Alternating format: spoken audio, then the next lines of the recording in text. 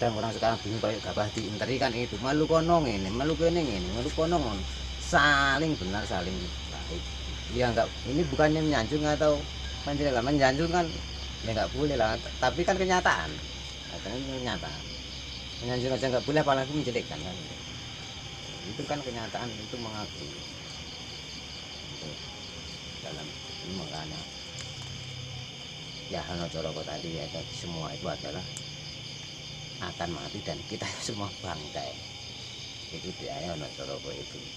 Ini sudah waktunya Jawa bangkit Mbah, Majapahit bangkit nih Mbah. Ya jelas, karena sudahlah ini puasa sudah Sabda Palon lagi janji itu pasti, karena dalam yang saya dapatkan dari Ami itu juga dari beliau dulu, saya pernah dari sesepuh saya sendiri, dari orang tua sendiri dulu iki sok dempen perjanjiane Joyoboyo iku aku wis melu agama suci. Kowe piye Sabda Palon? Lho, aku gak iso. Aku ki dahyange Jawa. Aku ratune Jawa gak iso. Kowe kok iso ngono? Langsung Jawa itu terkejut. Oh iya ya. Aku jane orang ini, tapi dia sudah kodrat. Sudah terlanjur maksudnya gitu. Nah makanya nanti 500 tahun lagi akan saya minta siapapun yang akan menurut ya tetap dihancurkan. Karena apa? Tanda-tanda gunung Merapi meletus dan itu hama-hama, pertanyaan itu sudah sebenarnya ini sudah ada tanda-tanda. Makanya dahyang itu juga yang cuma juga dahyang Jawa itu yang Sabda Palon itu, tapi itu tidak bisa dipikirkan sampai segitu karena itu tapi harus diakui, diyakini kan. Karena sudah ini 1400 berapa ini? 1400 berapa? 42 apa? 400 berapa? Itu kan berapa tahun lagi? 500 tahunnya. Setelah 500 tahun itu dalam jangka Sabda Palon. Setelah 500 tahun kita. Ini sudah kelihatan kok. Karena sudah pada bingung kok. Ikut sana kayak gini, ikut situ kayak gini kan gitu ya. Makanya Jawa-Jawa sejati ini harus bangkit dan meluruskan, bukan umat-umat kita jangan sampai tersesat, tertipu dengan kepalsuan, dengan iming-imingan, dengan dan ayat-ayat buku-buku dari mana siapa yang membuat loh. Terus semuanya pakai kedok untuk kedok sampai kasihan lah saudara-saudara kita itu. Nah, maka mudah-mudahan saya ini Mbah ini kan bukannya nggak mau didatangi atau nggak mau ditemui atau enggak, tapi tidak layak lah Mbah ini, karena juga situasi tempat. Nanti aja kalau Mbah Muluk ini punya tempat mungkin akan mengumpulkan, undang semua saudara-saudara Jawa untuk menyambung tali kasih persaudaraan, menyatukan pikiran, hati dan jiwa kita untuk bersatu, untuk tumbuhlah. Nah, Jawa nanti akan rata. Ini mudah-mudahan jiwa-jiwa ini tumbuh di antara di Jawa ini, di timur ini sudah tumbuh tapi masih nimbul belum rata, tapi ini mungkin sudah kelihatan. Dan ngarani bumi ini rata tukul umat kayak cikru ya, inilah cikru ini Jawa ini tukule kalau bareng bro gitu. Seperti itu kalau saya berarti, tapi saya yakin karena kalau terlanjutan ini sudah tanda-tanda semua jonggo Joyoboyo semua ini kan sudah kita alami ini, Pak Gebluk sakit yang tidak jelas sakitnya ini kan ini dia ya. Makanya ini ya hanya saja kepesan keikhlasan menghadapinya, itulah.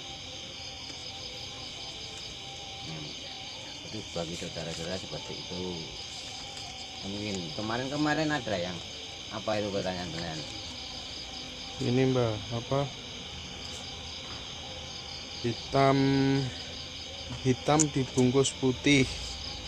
Hitam dibungkus putih itu maksudnya gimana? Maaf teman-teman agak terganggu, ada orang telepon terus. Ya, hitam di atas putih itu kalau diartikan, kadang orang mengartikan wah orang perbuatan jelek terus dibungkus perbuatan baik. Enggak, jangan salah terka, jangan cangkang. Hitam di atas putih kan mayoritas hitam itu Jawa itu diam tapi sakti dia ngalah. Hitam itu timbul mengecilkan diri dan merasa sangat-sangat merendahkan diri di hadapan sang widi, juga kepada saudara sangatlah ngalah ngalih. Itu hitam terbungkus putih. Orang ngakoni Jawa niku, wong ireng dibungkus putih, wong orang ngakoni Jawa niku orang yang tidak mengakui Jawanya. Wong Jawa maido wong Jawa, ngelokne wong Jawa. Kadang wah wong Jawa ora iso muni ngene lho. Wong Jawa kok ngeloki, kadang ada orang melafalkan ini, wah ilat Jawa kok mosok. Makanya nggak iso ngucap ini lho. Padahal itu kan orang Jawa. Dia itu sudah mengingat kiblatnya, diingat satu ke sana, jadi nggak punya kiblat, kiblatnya satu. Itu orang seperti itu. Benar gitu. Kanan saudara. Kemudian kok ada nama Allah itu dulu siapa Mbah yang nyebut Mbah? Kok terus muncul Allah itu? Sebenarnya dari dulu-dulunya itu Allah. Kenapa juga maaf saja, kenapa itu Allah dibaca Allah? Terus kenapa sampai Bismillah dibaca Bismillah, nggak Bismillah? Nah itu saja juga sulit ditemukan.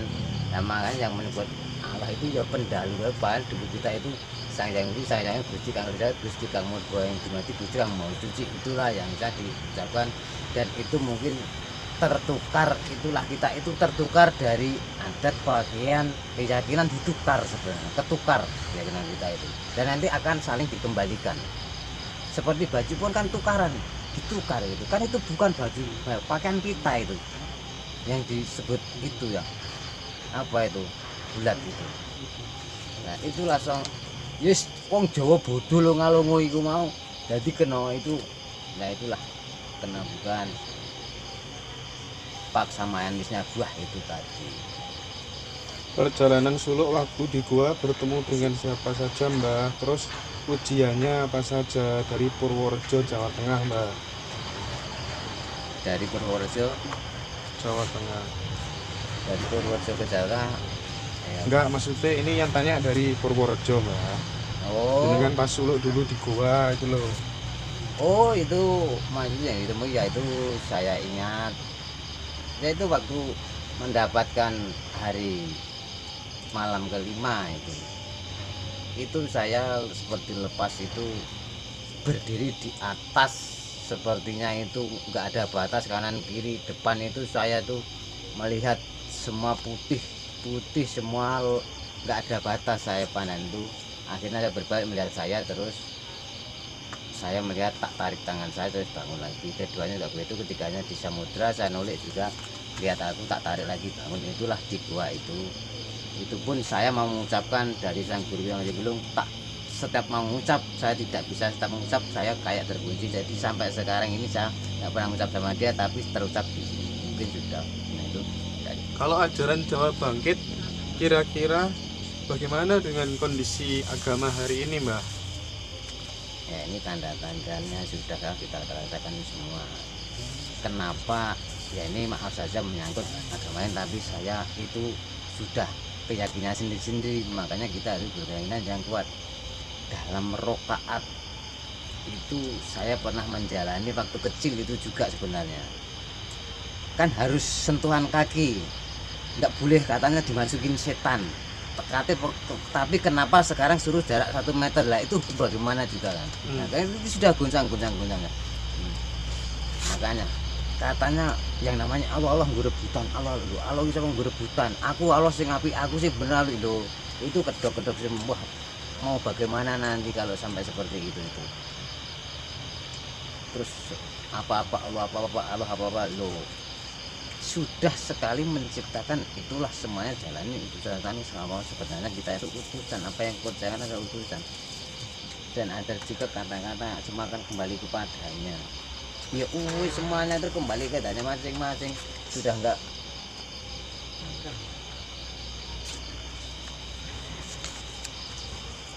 Ya, Bang.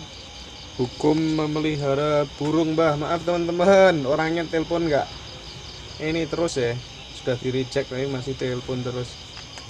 Hukum memelihara burung. Ya kalau dosa itu kan bahasa sana, artinya salah. Ya tetap salah, tapi kalau saya nggak berani, nggak mau, karena namanya itu, karena saya melihat itu kadang juga seperti itu. Saya nggak mau, apalagi jangan sampai mencari rezeki dengan memakai hewan binatang. Contoh ada itu komodikera itu mencari rezeki, suruh bermain di, dulu pernah melihat saya di Stopesot lampu merah itu lah. Itu wah itu sudah bukan manusia kalau saya itu. Masuk binatang, apakah kurang kerjaan manusia? Golek duit kok nganggo kewan, padahal hewan itu seperti itu, keras kecil itu lah. Nah, itu apalagi mencari rezeki uang memakai binatang seperti binatang itu. sungguh sangat kejam itu orang-orang. Allah jagat alit sama Allah jagat ageng itu kira-kira beda apa enggak, Mbah? Ya hanya saja jarak kita. Kalau jagat ageng keyakinan kita ke Sang Yang Maha Cipta, jagat alit jadi diri kita sendiri, jadi sama. Itu sama berkaitan, makanya Allah sederhana aku gak jebuk Gusti Allah sing ana aku udah menyatu jagat dan bersih itu ana perbandingan seperti itu. Saya mohon maaf saja. Makanya kalau punya keilmuan atau kelebihan apa ya jangan menyanjung, apalagi menyanjung nggak boleh, apalagi menjelekkan, apalagi punya ilmu mengetes, misalkan untuk mengetes orang padahal kita sudah tahu, tak coba nih tak tes. Kalau mengetes mbah saya, mengetes Mbah Mulus itu sebuah tetesan embun yang sangat segar bagi saya, apalagi tak sepaham itu justru indah karena akan memahami diri kita masing-masing. Kalau nggak sepaham itulah, makanya jangan pernah kalau punya keilmuan lebih atau sampaikan supaya saudara-saudara itu lebih tahu, lebih ini gitu. Maka ini dicerna penyampaian pas dengan hati pendapat kita atau enggak. Kalau enggak disinkronkan saja, oh ya baiknya lain-lain jalannya sama. Itulah persaudaraan Jawa sejati, tak ada perselisihan apapun, hanya satu jiwa, satu kan satu, enggak ada. Itulah nanti tibuh di Jawa itu seperti itu, rukun tentrem ayem. Itulah makanya jiwa-jiwa Cak Nun menyebar di seluruh Jawa ini.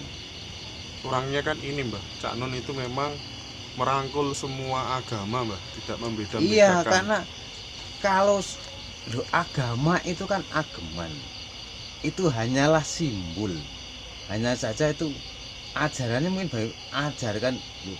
Kalau membedakan agama yo, wah itu bukan nggak punya agama malahan. Justru kita itu agama lain-lain itu loh lalu dihargai, itulah orang-orang kenabiannya, kerasulannya, kemuliaannya dia sudah mengetahui bahwa dia itu merasa dikitirkan. Makanya nggak usah boleh tuladan, wah Nabi kitir kali, sudah Cak Nun itu sudah cukup itu. Makanya itulah kiblat umat, bukan kiblat agama, itu adalah kiblat umat. Ya sama kok, malah justru menghargai agama itu lebih berharga daripada menghargai Tuhannya sebenarnya. Menghargai agama atau makhluk Allah itu, wong kowe menghargai aku misalkan Allah, orang menghargai makhlukku gawe apa, kan seperti itu. Lebih berharga menghargai saudara-saudara kita sesama manusia, sesama agama daripada menghargai Allah. Allah pun seperti itu. Lah kowe menyembah aku, menghargai aku, menghargai aku, tapi ada hamba-hamba aku sebelah agama lain, kamu tidak. Loh, begitu malah itu. Kalau Cak Nun itu kan pernah mengatakan gini, Mbah, aku sudah tidak percaya dengan manusia jenis dan model apapun yang mengajarkan tentang keabadian dan kesejatian. Niku kinten-kinten pinanggihan jenengan pripun, Mbah?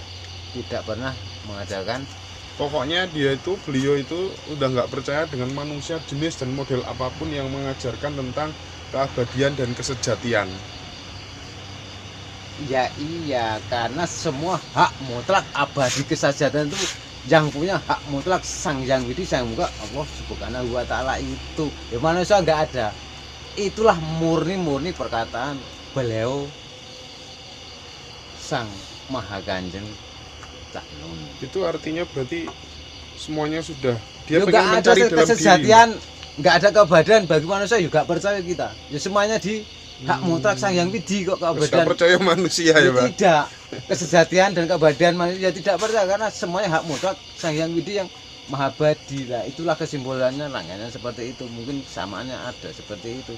Ya jelas nggak percaya. Makanya jenengan bilang bong nek ngaku-ngaku makrifat itu jelas bermasalah ya, Pak. Lah, ya, makrifat itu yang dinamakan makrifat aja mungkin itu loh, sering saya katakan makrifat itu mungkin yang punya pun nggak menyadari, nggak mengerti kalau apalagi diketahui orang, apalagi makrifat dia pun malu dan takut dulu. Makrifat itu jalannya bagaimana, apakah melalui sholat, apa melalui doa, atau hanya dikir. Ya nggak mungkin.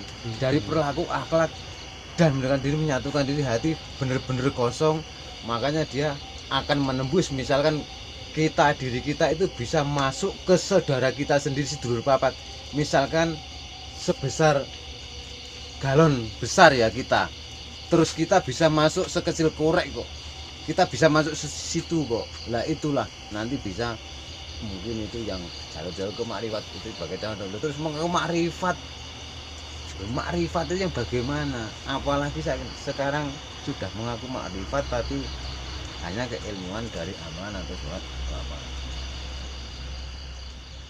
Terus niki